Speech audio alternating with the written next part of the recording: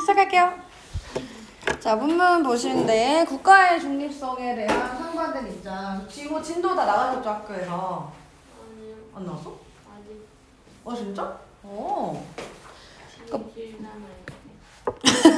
조금 길이가 있긴 하지. 지문이 이제 2개여가지고. 근데 이게 제가 원문이 되는 논문을 찾았거든요. 근데 그 논문에서는 이제 하나에서 이야기를 해서 뭐 자유주의자들은 이렇다. 이거에 대해서 공동체주의자는 이렇게 생각한다. 자유주의자는 이렇다. 이거에 대해서 칸트 자유주의자는 이렇게 생각한다. 그래서 좀 읽기가 쉬운데 이제 문제를 내시려고 중간중간에 이제 자세한 설명 싹 잘라먹고 순서 섞이고 아니 이거는 이제 수특지문이야 수특지문.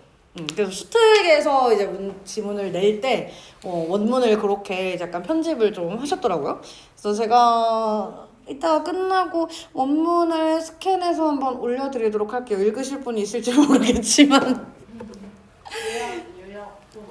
요약본 아니 제가 지금 그거 이제 정리해서 말씀드리는 거죠. 수업을 하는 거죠. 원문에서 이제 본 내용과 이런 것들 이제 토대로 해서. 자, 그래서 이 지문은 이제 국가가 개인의 삶에, 이 사회 구성원들의 삶에 얼만큼 개입을 해야 되느냐에 대해서 이야기를 나누는 거거든요. 그래서 자유주의자가 있고 공동체주의자가 있어. 그러니까 자유주의자의 입장에서는 국가는 중립적이어야 된다. 중립을 지켜야 된다. 그냥 개입하지 말고 이 개인의 자율성에 다 맡겨야 된다라고 이야기를 하는 입장이고, 그 이제 뒤에 나오는 공동체주의자는 국가의 역할이 중요하기 때문에 국가가 중립만 지키고 있을 수 없다. 끼어들어야 된다. 국가가 개입해야 된다. 이렇게 말을 하는 입장이에요. 그래서 가지문은 자유주의자, 나지문은 공동체주의자 이렇게 이야기를 하거든요. 보겠습니다. 현대사회는 사회 구성원들이 다양한 종교, 다양한 가치관, 다양한 세계관을 지니고 살아가는 다원주의적 성격을 지니고 있대요. 국가의 중립성이라는 건 이런 다원주의 사회에서, 다원주의가 무슨 뜻이라고? 다양한 근원들이 있는, 다양한 요소들이 있는 이라는 뜻이에요. 그래서 이런 다원주의 사회에서 국가가 어떤 특정한 종교나 가치관이나 이런 걸 편파적으로 지원해서는 안 된다. 국가는 다양한 신념 체계에 대해서 중립적이어야 해 라고 이야기를 하는 게 국가의 중립성입니다.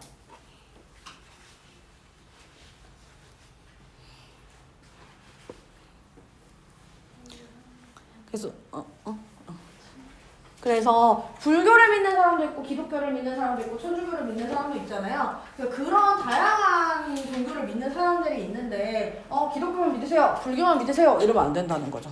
국가가 그거에 개입해서는 안 된다라고 이야기를 하는 게 이제 자유주의자들이 이야기하는 국가의 중립성입니다. 대부분의 자유주의자는 국가의 중립성을 자신의 신조로 삼습니다. 여기 네모 한 번만 칠게요. 그리고 국가는 모든 신념 체계에 대해서 중립적이어야 돼 라는 그 생각을 토대로 해서 종교의 자유, 집회나 결사를 일으킬 자유, 뭔가 시위하거나 이럴 자유가 있고 얼마든지 자기가 하고 싶은 말을 할 표현의 자유가 있고 내가 현 정부에 대해서 조금 반대되는 말을 했다고 해서 잡혀가면 안 된다라는 거죠. 표현의 자유 그리고 사생활을 가질 수 있는 우리 페노티콘과 이제 완전히 반대되는 거죠. 페노티콘에서 사생활이 없잖아. 그래서 하지만 그런 사생활을 지킬 수 있는 비밀과 자유 등의 기본권이 보장이 된다고 주장한다. 이러한 기본권들이 뭐를 토대로 지켜줄 수 있다고요? 국가의 중립성에 따라서. 국가는 다양한 신념 체계에 대해서 중립적이어야 된다. 이거 오라. 이렇게 살지 마. 이렇게 해야 되는 게 아니라 너가 생각하는 대로 살렴. 이렇게 해줘야지만 기본권이 보장되는 거야. 이렇게 이야기를 한대요. 자유주의자들의 입장에서는. 여기까지 되시죠? 그래서 이 입장에서는 어떤 삶이 가치 있는 삶인지는 국가가 정해주면 안 돼. 국민 각자의 선택에 맡겨야 됩니다. 그렇게 할 때만 자율성이 존중될 수 있어 라고 이야기를 한대요.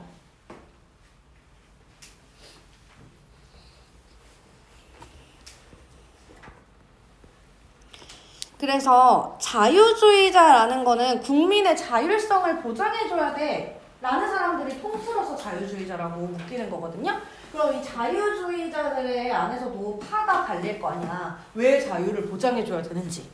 그래서 국가의 중립성을 정당화하는 방식, 즉 왜 국민 각자의 자율성을 보장을 해야 되냐라고 근거로 드는 게 첫 번째, 상대주의나 회의주의에 호소하는 자유주의가 있대요. 여기는 밑줄을 좀 칠게요. 상대주의나 회의주의에 호소하는 자유주의자들은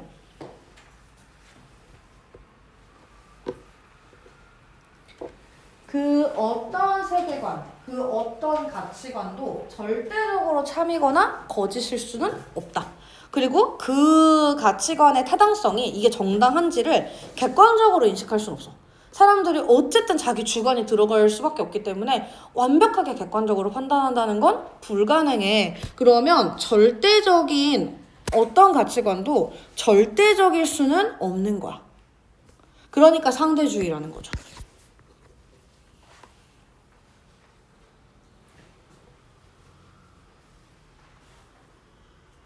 회의주의는 계속 의심하는 거거든요. 상대주의는 모든 걸 다 상대적이다 라고 보는 거고, 그러니까 절대적인 진리라는 게 있을까? 계속 의심하고, 아니야, 상대적인 게 있어. 세상에는 절대적인 건 없어, 이렇게 말을 하는 거야. 그래서 이 사람들은 절대적인 가치는 없기 때문에 국가는 어차피 절대적인 진실, 절대적으로 잘못된 거 이런 게 없으면 국가는 모든 가치관을 다 똑같이 그냥 그래 네 말이 옳다, 그래 네 말도 옳다, 그래 너도 옳다, 이렇게 해줘야 된다는 거야.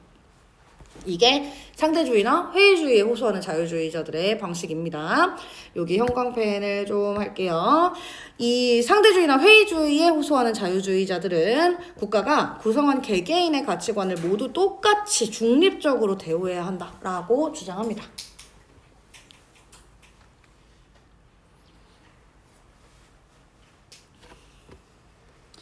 이게 상대주의나 회의주의를 통해서 국가의 중립성을 주장하는 사람들의 근거예요. 그 다음에 두 번째로 국가의 중립성을 정당화하는 자유주의자들의 두 번째 방식, 공리주의적 방식이 있습니다. 우리 공리주의 지금까지 했던 지문에서 한번 나왔었죠? 언제 나왔지? 그쵸? 벤담 페노티콘에서 벤담 얘기가 나왔었잖아요. 최대 다수의 최대 행복이요. 그러니까 효율적인 거를 생각을 하는 거야. 이 공리주의 방식에서는요, 국가가 국민이 특정한 삶의 방식을 받아들이게 만들어. 특정한 이 가치가 옳아, 이렇게 살아야 돼 라고 계속해서 뭔가 편파적으로 지원을 해요. 그러면 장기적으로 보게 되면 사회 전체의 행복은 결국 줄어들게 됩니다. 내가 하고 싶은 대로 못하니까. 내가 하고 싶은 대로 살았더니 이제 국가에서 그거를 막았잖아. 그러고는 옳지 않은 삶이야, 이렇게 얘기를 했잖아. 그럼 주변 사람들이 막 뭐 흉보거나 자꾸 뭐 그렇게 하지 마, 국가에서 정해준 대로 해야지, 이렇게 막 참견을 할 거 아니야. 그럼 결국 행복 지수가 떨어진다는 거예요. 그래서 사회 전체 행복 총량이 줄어들 수밖에 없기 때문에 이 국가가 국민한테 특정한 삶을 강요하면 안 돼, 이렇게 말을 해요. 근데 이제 이러한 입장에서는 일단 형광펜을 좀 하겠습니다. 특정한 삶의 방식을 받아들이게 만들면 사회 전체 행복 총량이 줄어든다. 공리주의적 방식에서는 이렇게 생각을 한대요.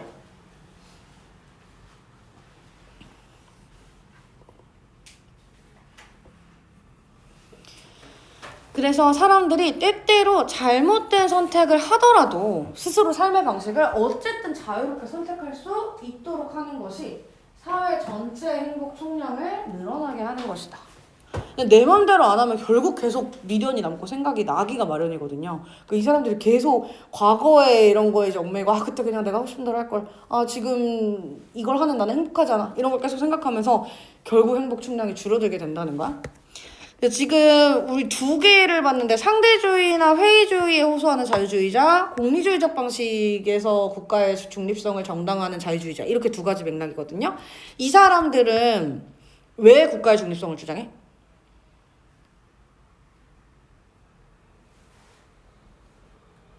네? 왜 국가의 중립성을 주장해요? 이 상대주의자, 회의주의에 호소하는 자유주의자들은 국가의 중립성을 어떻게 정당화한대요? 그러니까 절대적으로 옳은 가치는 없어. 이게 이 사람들의 핵심 주장이거든요. 그래도 여러분 형광펜을 좀 할까? 좀 밑줄이 왔다 갔다 해서 약간 헷갈릴 수 있겠네요. 밑줄 치고 형광펜 해도 되고 뭐. 그래서 절대적인 건 없어. 절대적으로 옳은 가치라는 건 없어. 그러니까 국가는 모든 가치관을 똑같이 대우해줘야 돼. 이렇게 얘기하는 게 첫 번째 1번 자유주의자 방식이야. 근데 2번 공리주의적 방식 같은 경우에는 혹시나 사람들이 잘못된 선택을 할 수도 있어. 근데 그치만 선택을 자유롭게 하게 해줘야지. 이거거든요. 그럼 얘는 잘못된 선택을 할 수도 있어. 라고 이야기하는 거고, 이쪽은 절대적으로 옳은 건 없어. 그러니까 잘못된 선택이라는 건 없어. 이게 핵심인 거야. 그런 점에서 차이가 있어요, 지금. 차이점이 있습니다. 자, 그리고 이제 이러한 입장은, 이런 공리주의적 방식의 입장은 지금 우리 인간이 자율적으로 자신의 삶을 선택할 수 있게 해줘야 돼 라고 주장하는 이유가, 안 그러면 사회 전체 행복 풍량이 떨어진단 말이야. 이거거든요. 그럼 이 사람은 개인보다는 사회를 우선시하는 거야. 사실은 까보면 사회 전체 행복 총량을 올리기 위해서 개인이 행복해야 돼. 이렇게 말을 하는 거란 말이야. 그러면 이제 이러한 입장은 비판점이, 인간을 사회 전체의 행복을 위한 수단으로 치부하는 것일 수 있다. 그러면 인간 고유의 개개인의 존엄성은 결국 보장하지 못하게 된다. 이런 점에서 한계가 있을 수 있대요.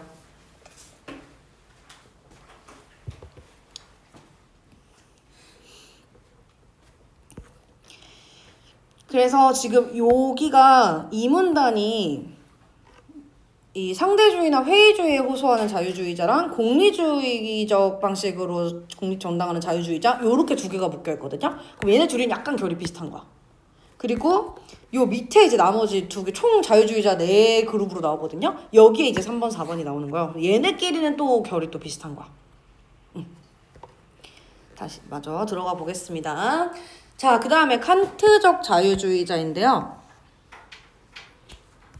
칸트적 자유주의자들은 옳은 것과 좋은 것은 구분돼야 된다. 내가 좋다고 해서 이게 옳은 것이라고 하면 안 되고, 내가 싫다고 해서 이거 나쁜 거야 이렇게 말하면 안 된다. 이렇게 얘기해요. 당연한 얘기긴 하죠. 그래서 그리고 정의와 선도 구분할 수 있어야 된다. 그래서 이게 이제 칸트적 자유주의자들의 생각인데, 이 사람들은 국가의 중립성을 정당화하기 위해서는, 정당화하는 이유가 특정한 가치관을 지원하는 것보다는 옳음과 정의를 보장하는 것이 우선돼야 된대. 이렇게 이야기를 한대요. 이 원리에 따르면 국가는 구성원들이 개별적으로 자기가 하고 싶은 것을 선택하는 것보다, 그것도 이제 나쁘지 않지만 그것보다는 개인 권리의 공정한 체계를 보장하는 일을 우선시해야 된다고 합니다. 자유주의자이기 때문에 어쨌든 개인의 자율성이 보장이 되어야 된다, 이렇게 말을 하거든요. 근데 국가의 중립성에 대해서 이제 설명을 하는 거잖아. 그래서 개인의 자율성 보장되어야 돼. 근데 그때 국가가 할 일은 이 개개인의 목표를 전부 다 하나하나 다 다르게 지원을 해주는 게 아니고, 개인이 일반적인 사람들과 조금 만약에 이 사회의 흐름과 좀 다른 선택을 했어. 그럼에도 불구하고 권리가 지켜줄 수 있게 하는 거. 이런 사회, 이런 시스템을 만들어야 된다. 이게 국가가 할 일이다. 이렇게 주장하는 거예요. 이해되세요? 구성원들이 개별적으로 형광펜 아닙니다. 구성원들이 개별적으로 삶의 목적을 추구하는 것을 지원하는 거. 이거는 이 말 그대로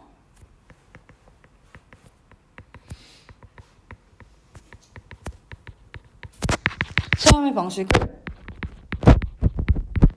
전부 하나하나 이 모든 사람들의 삶의 방식을 전부 다 존중해주기 위해서, 지원해주기 위해서 시스템을 만드는 것보다는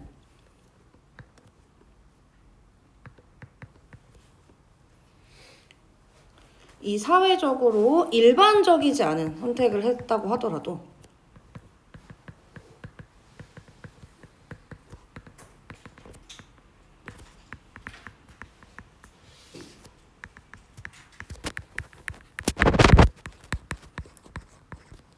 공정한 권리를 인정해줄 수 있어야 된다.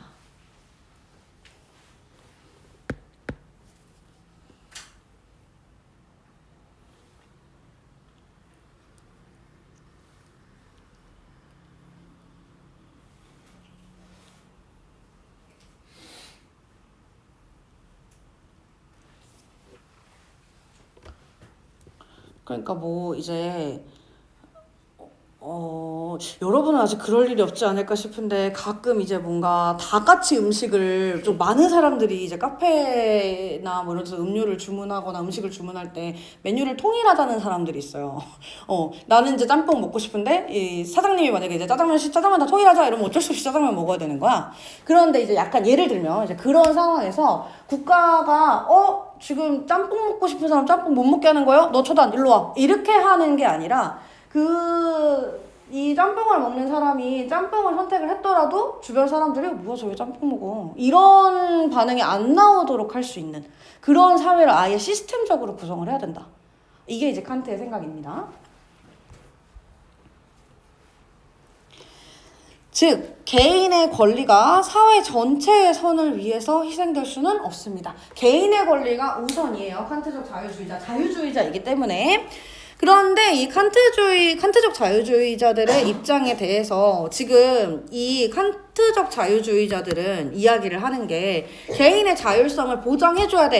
국가가 그거를 방해하면 안 돼. 이런 식으로 이제 이야기를 하잖아. 마치 국가, 사회와 개인이 완전히 분리되어 있고 개인은 자기만의 길을 걸어야 되는데 국가가 그거를 방해하든지 아니면 방해하지 않든지. 이런 식으로 이제 이야기를 하잖아요. 그럼 이거에 대해서 이제 비판점이 개인은 사회에 속해 있기 때문에 개인의 자유는 사회가 있어서 가능한 것이다. 우리가 자유의지를 가지고 뭔가 선택을 하고 할 수 있는 거는 그 사회 제도가 받쳐주기 때문인 거거든요. 예를 들면 노예제도가 폐지됐기 때문에 이 사람들이 누군가에게 무조건적으로 종속되지 않고 자기 의지에 따라서 뭔가를 이제 선택할 수 있는 거잖아. 이런 것들이거든요. 그러니까 그런 것처럼 사회 제도가 받쳐주기 때문에 우리는 자유를 누릴 수 있는 거다. 근데 그거를 개인과 사회가 완전히 분리된 것처럼 설명해서는 안 된다. 라는 비판이 있을 수 있다. 볼게요. 개인은 사회에 속해 있기 때문에 개인의 자유를 사회와 유리된다고 생각해서는 안 된다. 요거 이제 뒤에서 나오거든요. 이게 이제 공동체주의자들의 입장이야.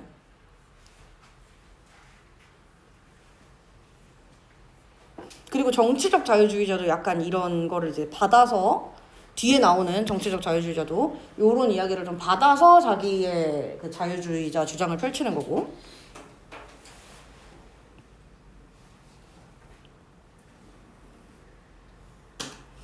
봐봐. 이런 식인 거예요. 칸트적 자유주의자들이 개인의 자유를 보장해줘야 돼. 사회가 그거를 막거나 뭐 이렇게 해서는 안 돼. 이렇게 이야기를 하니까 공동체주의자들, 그러니까 집단을 우선으로 생각하는 이 칸트적 자유주의자와 반대되는 입장을 가진 사람들이 야, 개인이 사회에 속해 있는 건데 그거를 완전 이렇게 분리된 것처럼 말하면 안 되지. 이렇게 비판을 하는 거야. 그러니까 이 뒤에 나오는 정치적 자유주의자들이 이렇게 말을 하는 거예요. 야, 시민의 자율성, 개인의 자아 이런 거는 정치적 차원에서 하는 얘기인 거야.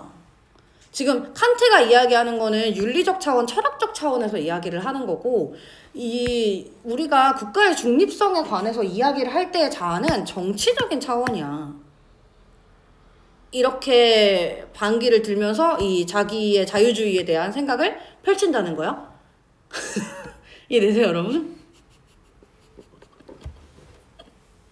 이따가 저 이거 가만 끝내고 저희 내용 정리하는 거 한번 할 거거든요. 그거 보고 또 같이 좀 이야기를 합시다. 어쨌든 정치적 자유주의랑 이 칸트적 자유주의는 약간 맞닿은 부분은 있어. 정치적인 부분에서 개인의 자율성을 이제 존중을 해줌으로써 국가가 어느 정도는 그 시스템을 마련을 해줘야 된다. 이렇게 이야기를 하는 게 이 둘의 공통점이에요. 근데 이 칸트가 개인의 자아를 사회와 분리된 것처럼 생각하지 마! 라는 비판을 받았다고 했잖아. 그래서 이러한 비판과 관련해서 이런 다양한 신념 체계가 있는 사회에서 신념 체계가 다른 사람들과의 갈등을 해결하면서 평화롭게 살아가려면 정치적 영역에 한해서 자유주의적인 원리를 채택해야 돼. 시민의 자율성은 윤리적 차원이 아니라 정치적 차원의 것이야. 라고 이야기를 하는 정치적 자유주의가 있습니다.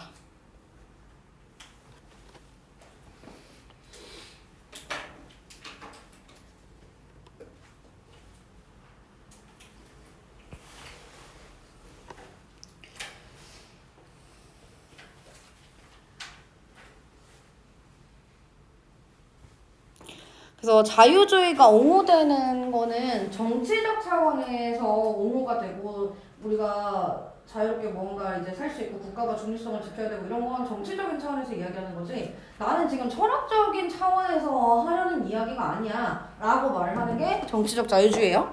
그래서 이와 같이 자유주의적 원리를 정치적 영역에 한정해서 적용을 하는 입장은 정치적 자유주의가 칸트적 자유주의와 구별됨을 보여준다. 그래서 대체 뭐가 비슷하고 뭐가 같다는 건지 오해기를 우리가 좀 해볼게요. 내가 폰 뽑았는데? 좀 나오네. 안 들어가는 거야.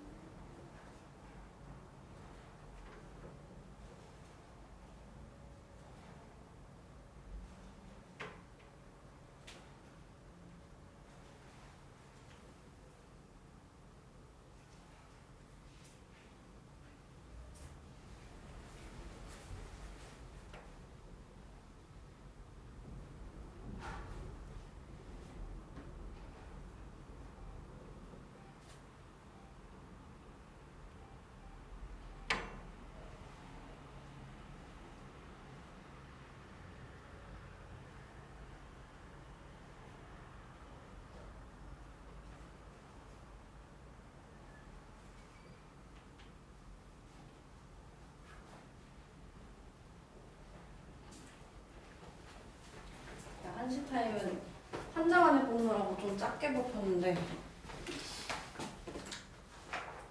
여기는 크게 뽑혔어. 저첫 필기를 더 널찍하게 할 수 있으니까. 쌤도 하고 문제 풀고 끝나요. 가 뒤에 나지문하고 이러면 근데 시간 딱 맞출 것 같은데? 이거 하고 이렇게. 여러분 너무 힘들어? 여기야. 어? 자, 그거를 좀 같이 봅시다.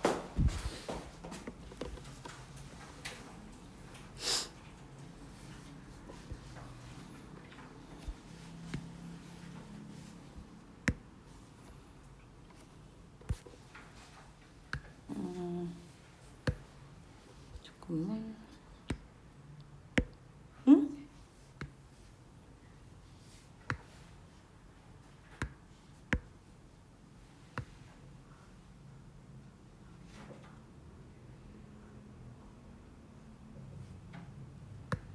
자, 볼게요. 국가의 저기 두 분, 정민아, 예담아, 일어나봐. 자, 국가의 중립성에 대한 상반된 입장. 자, 국가의 중립성이라는 거는 어떤 배경에서 등장을 했냐. 국가는 다양한 이념과 인종 등으로 이루어져 있다. 이게 무슨 사회라고요? 그렇죠. 다원주의 사회이다. 그래서 다양한 가치관과 종교 뭐 이런 것들을 가지고 있는 사람들로 이루어져 있기 때문에 국가가 어느 특별한 인종, 어느 특별한 종교 이런 것만 밀어줘서는 안 된다.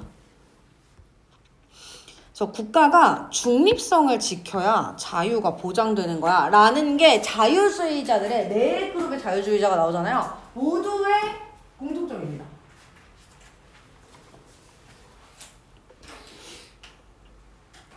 가치 있는 삶의 기준을 국가가 제시할 수는 없어. 이거는 국민의 자율성에 맡겨야 돼. 라는 게 자유주의자들의 공통적인 입장이에요. 그래서 이 공통적인 입장에서 그래서 국가의 중립성이 왜 필요한데?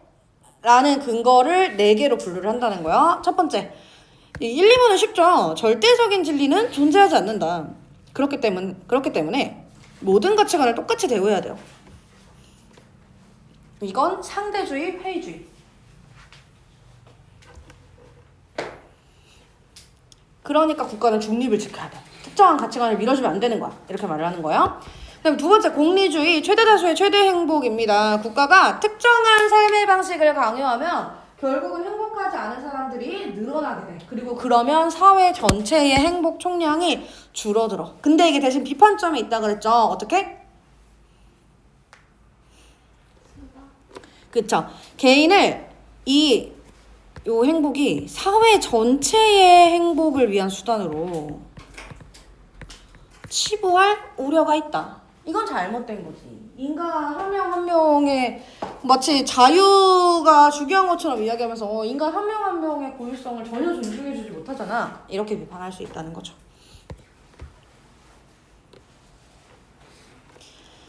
네. 그 다음에 이제 3번이 칸트적 자유주의인데 여기서부터 약간 머리가 뽀개지지 않을까 싶거든요. 칸트가 제일 좀 어렵잖아.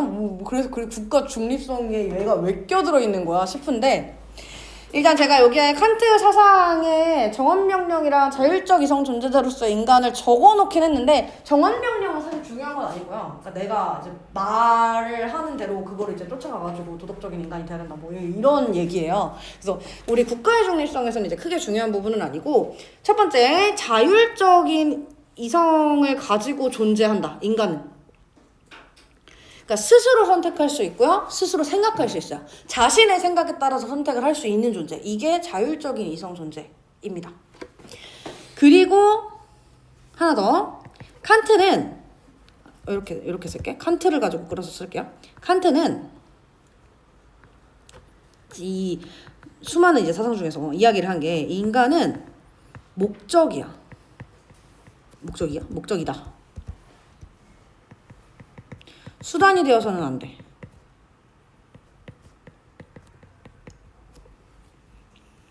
그럼 누구 싫어하겠어? 이 1, 2, 3, 4번 중에, 이 1, 2, 4번 중에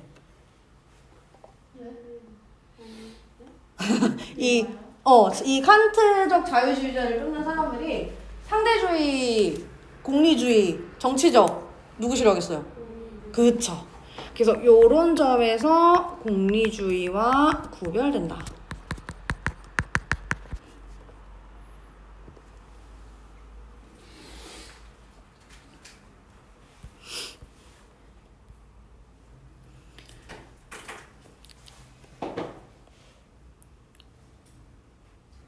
그래서 칸트적 자유주의자들은 자유를 파괴하지 않는 한도 내에서는 국가가 법적 제도를 제공해줘야 돼. 그러니까 이 자율성을 보장해줄 수 있는 제도를 국가가 만들어서 제공을 해줘야 돼 라고 이야기하는 거야.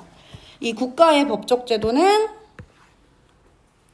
자율성을 보장해주는 제도여야 된다.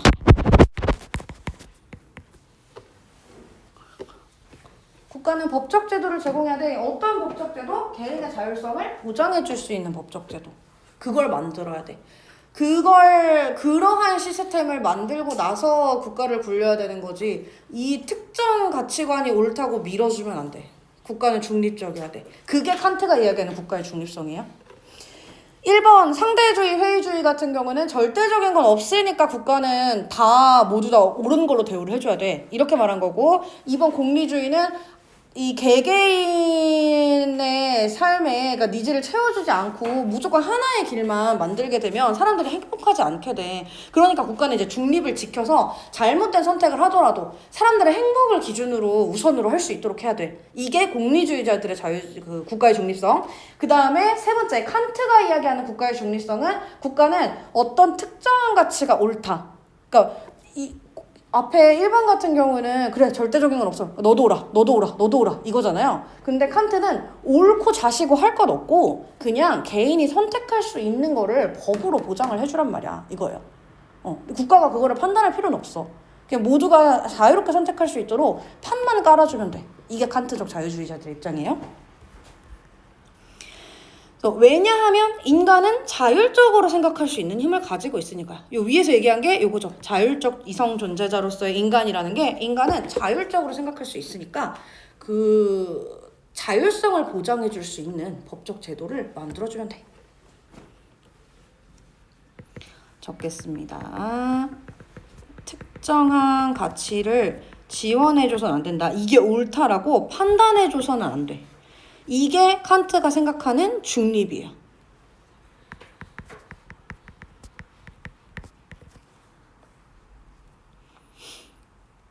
그리고 이것이 곧 바로 인간의 이성을 존중해준다고 할 수 있는 거야, 이게.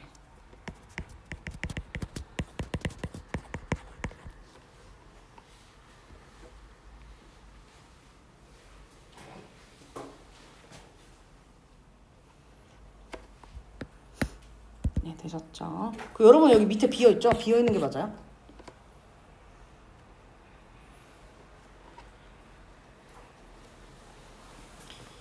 네, 좋습니다. 그러니 칸트적 자유주의자들은 옳음과 정의를 보장해야 된다. 이 칸트적 자유주의자들이 이야기하는 이 개인에게 보장해줘야 되는 건 옳음과 정의다. 그리고 이 사람들이 말하는 옳음과 정의라는 거는 뭐냐면요. 만약에 개인의 권리가 존중되지 못하는 정책이 시행이 돼. 그러면 이건 설령 그게 아주 민주적인 방식으로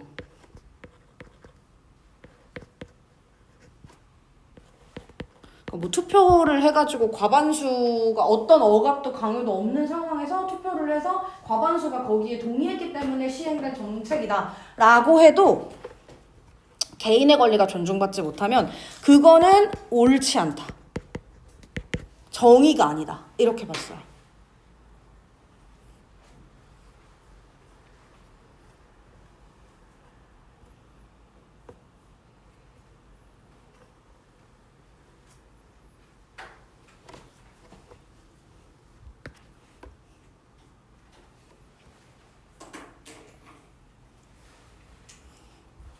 그래서 이렇게 옳음과 정의를 보장해야 한다고 봤다. 근데 여러분 밑에 여기 괄호되어 있는 것도 좀 지울게요. 그냥 X를 치셔도 되고 뭐 화이트로 지우셔도 되고. 잠시만요. 여기 있죠? 그리고 요거는 더 헷갈릴 수도 있어서 그냥 빼놓을게요. 지금 국가의 중립성 설명할 때 좀 더 헷갈릴 것 같아요. 요거는 지워주겠습니다.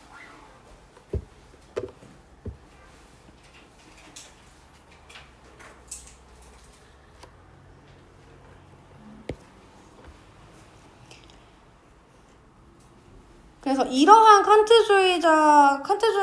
칸트적 자유주의자들의 입장에 대해서 개인과 사회는 뗄래야 뗄 수 없는 입장인데 이거를 구분할 수 있는 것처럼 설명하면 안 되지 라는 비판점이 있을 수 있다 그랬어요. 이건 누구 입장의 비판점이라고 우리 아직 안 했어요.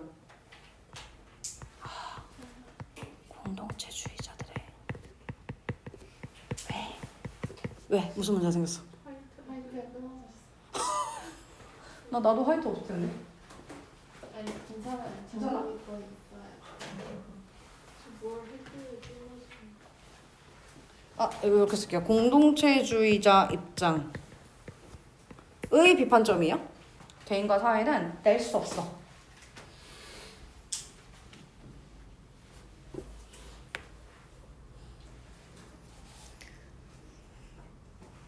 그래서 공동체주의자들이 이렇게 이야기를 하니까 야 사회랑 개인이랑 분리될 수 있는 것처럼 말하네? 말이 되냐? 개인은 사회에 속해 있는데? 이렇게 말하니까 정치적 자유주의가 나타난 거야.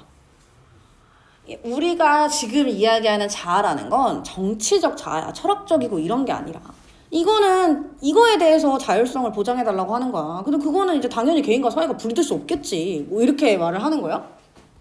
일단 정치적 자유주의의 입장부터 좀 봅시다. 정치적 자유주의는 칸트적 자유주의와 굉장히 좀 비슷한데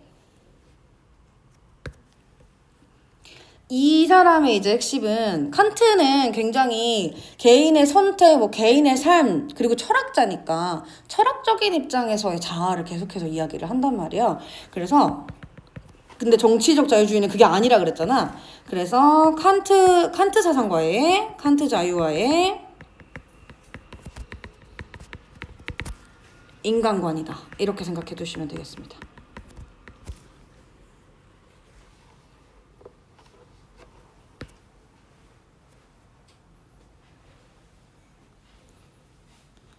칸트가 이야기하는 이 개인적인 자아라는 건 그냥 그 구성원으로서의 자아인 거지 정치적인 자아가 이 자아를 이야기하는 게 아니거든요. 그래서 그게 일단 가장 큰 차이점입니다.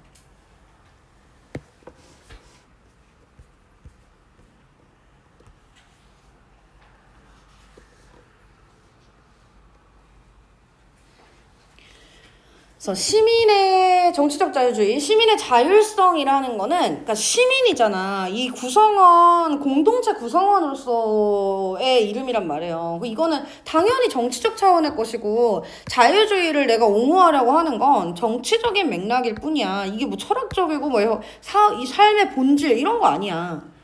이게 정치적 자유주의자들의 핵심적인 주장이에요.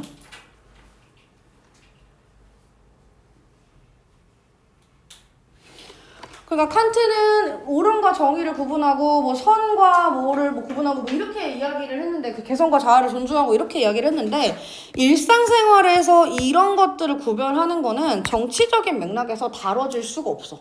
이거는 지금 우리 국가의 중립성은 정치적인 면에서 이야기를 하려고 하는 건데 거기에다가 일상생활에 개인의 자아 이런 거 끌어오면 당연히 안 되지. 이렇게 말하는 거예요.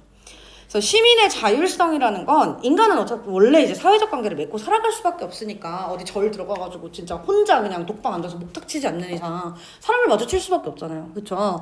그러니까 시민의 자율성은 그런 점에서 중요하게 다뤄진다. 살아가는 과정에서 뭔가 갈등이 일어나게 되면 그거를 평화롭게 해결하고 다시 잘 지내야 되니까요.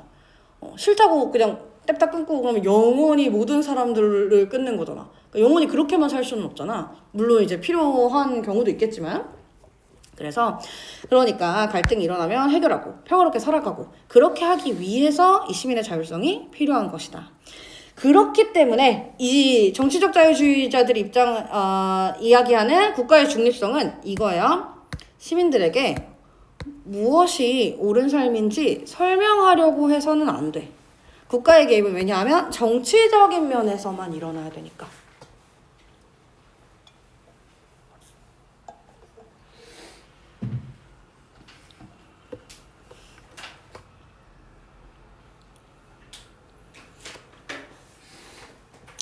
그래서 짤막하게 좀 더 쓰자면 칸트 같은 경우에는 이 중립성이라는 게 국가의 중립성이라는 건 삶의 가치 판단을 하는 게 아니다. 개개인의 삶을 가치를 판단하지 말고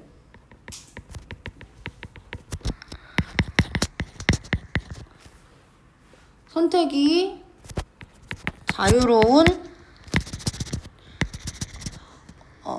체제.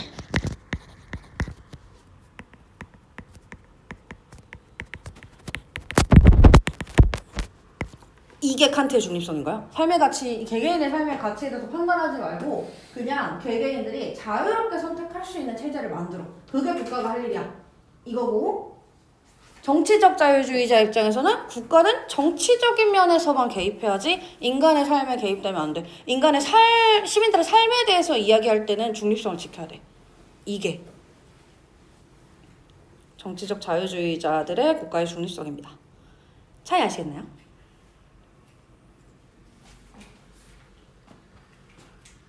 자, 우리 한 번만 쭉 풀고 쉬는 시간을 드릴게요. 1번 무슨 주의였지? 어떤 자유주의였지? 여기 두 분 괜찮아요? 1번 자유주의자 뭐였지? 1번, 2번, 3번, 4번 이렇게 외워. 순서대로. 그렇죠. 상대주의와 회의주의에 호소하는 자유주의자들은 왜 국가가 중립성을 지켜야 한다고 생각해요? 뭐가 없어? 그치. 절대적인 게 없어. 절대적으로 옳은 가치, 절대적으로 틀린 가치 이게 없기 때문에 다 똑같이 대우해줘야 돼. 이게 1번이 말하는 중립성. 이에요. 다 똑같이 좋아해줘라. 그 다음에 2번 공리주의자는 왜 중립을 지켜야 된다 그래요? 그러니까 삶의 행복이 떨어지니까. 그러니까 내가 하고 싶은 게 있어. 나는 지금 짬뽕을 먹고 싶단 말이야. 근데 자꾸 짜장면 먹으래. 맨날 며칠 짜장면만 먹어요. 행복하겠어, 안 행복하겠어? 너무 불행하겠죠. 그러니까 이게 사회 전체적으로 보면 너무 큰 손해인 거야. 공리주의자들 입장에서는. 그 조금만 존중해주고 그래 너 하고 싶은 대로 너의 자유를 존중하면 이거 한 번만 해주면 행복 지수가 팍팍팍 올라갈 텐데 왜 그런 걸 하고 있는 거야 싶은 거야. 그러니까 사회 전체 행복을 지키기 위해서는 개인을 존중해줘야 되는 거다. 이렇게 말을 하는 거예요. 공리주의자들은. 근데 이게 이제 비판점이 개인을 무슨 사회 행복을 올리기 위한 에너지원으로 보는 거야? 이렇게 볼 수 있다는 거지. 개인은 그냥 행복해야 되니까 행복한 거지 사회의 행복 총량을 올리기 위해서 존재하는 게 아니야. 이렇게 말할 수 있다는 거죠. 그 다음에 3번 칸트적 자유주의자였어요. 얘의 핵심은 뭐였어? 국가는 뭘 준비해줘야 된다? 제도, 법을 준비해줘야 돼요. 어떤 개인이 자유롭게 선택할 수 있는 제도를 준비를 해줘야 됩니다. 그래서 칸트적 자유주의자들이 말하는 국가의 중립성은 뭐가 옳고 얘네들 다 그래 너도 옳고 너도 옳고 이렇게 이야기하는 게 아니라 그런 거에 대해서 그냥 아예 판단을 내리지 말고 어떤 환경에서든지 선택할 수 있도록 판을 준비해줘라. 이게 칸트적 자유주의자. 그 다음에 마지막 정치적 자유주의자는 국가의 중립성을 어떻게 설명해요? 어느 부분에서만 국가가 개입해야 된다? 정치적인 부분에서만 개입해야 된다. 삶의 어떤 본질, 뭐 철학적인 문제, 뭐 인간 실존, 고통 이런 거에 대해서 국가가 가이드라인을 제시해서는 안 된다. 이게 정치적 자유주의자들의 입장입니다. 되셨죠? 네, 그러면 저희가 10분 쉬고 이제 나지문을 나가도록 할게요.